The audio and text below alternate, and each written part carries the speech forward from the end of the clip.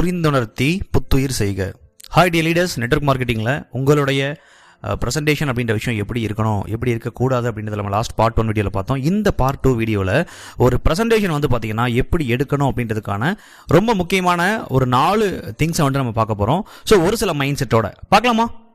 Number 1 வந்துட்டு பார்த்தீங்கன்னா, first of all உங்களுடைய ப்ரெசன்டேஷன் நீங்கள் ஸ்டார்ட் பண்ணுறதுக்கு முன்னாடி உங்களோட energy level and mind set அப்படின்றது ஹை லெவலில் இருக்கணும் டியர் லீடர்ஸ். ஓகே, ஸோ வேற லெவலில் ஒரு எனர்ஜியோட, ஒரு வைப்போட, ஒரு எந்தூசியாஸ்டிக்கோட உங்களுடைய அந்த ப்ரெசன்டேஷன் நீங்கள் எடுக்க போகிறதுக்கு முன்னாடியான மனநிலை இந்த மாதிரி தான் இருக்கணும்.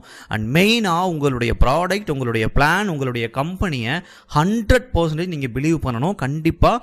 ஓகே, இந்த ஒரு விஷயம் வந்துட்டு ரொம்ப ரொம்ப ஸ்ட்ராங்காக இருக்குது அப்படின்றத நீங்கள் முதல்ல நம்பணும். அந்த நம்பிக்கை தான் அடுத்த லெவல் கஸ்டமருக்கான அந்த எனர்ஜியை கொடுத்து அடுத்த லெவல் கன்வெர்ட் பண்ணணும். அண்ட் அதுக்கப்புறம் பார்த்தீங்கன்னா ரொம்ப முக்கியமான ஒரு மைண்ட் செட் என்ன அப்படின்னா, எப்போவுமே நீங்கள் ப்ரெசன்டேஷன் நீங்கள் ஸ்டார்ட் பண்ணுறப்ப அவங்கள கேட்குற மனநிலைக்கு முதல்ல கொண்டு வரணும். Convince or make them listen at start. Okay, so இதை நீங்கள் பண்ணிட்டு தான் அதுக்கப்புறம் உங்களுடைய ப்ரெசன்டேஷனை நீங்கள் ஸ்டார்ட் பண்ணணும்.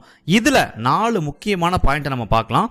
ஸோ நம்பர் 1 என்ன அப்படின்னா, இந்த ப்ரெசன்டேஷனில் நீங்கள் ஃபஸ்ட்டு கனெக்ட் ஆகிறது உங்களுடைய மெயின் ஃபோக்கஸ்டாக இருக்கணும். சரியா?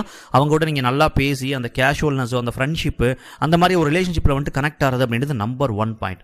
ரெண்டாவது, அந்த ப்ரெசன்டேஷனில் நீங்களும் சரி, ஒரு கஸ்டமரும் சரி, ப்ராஸ்பெக்டும் கம்ஃபர்டபுளாக இருக்கணும். ஸோ அன்வான்டான விஷயங்கள் நம்ம வந்துட்டு பண்ணக்கூடாது. ரொம்ப ரொம்ப கம்ஃபர்டபுளாக ஸோ அவங்கள வச்சிருக்கணும், நம்மளும் அதே மாதிரி இருக்கணும். மூணாவது, ப்ரெசன்டேஷன் அப்போ வந்துட்டு பார்த்தீங்கன்னா கொஞ்சம் லேக் அடிக்குது, சம்திங் அந்த மாதிரி ஏதாச்சும் ப்ராப்ளம் இருக்குது அப்படின்னா அட்டென்ஷனை கிரியேட் பண்ணணும்.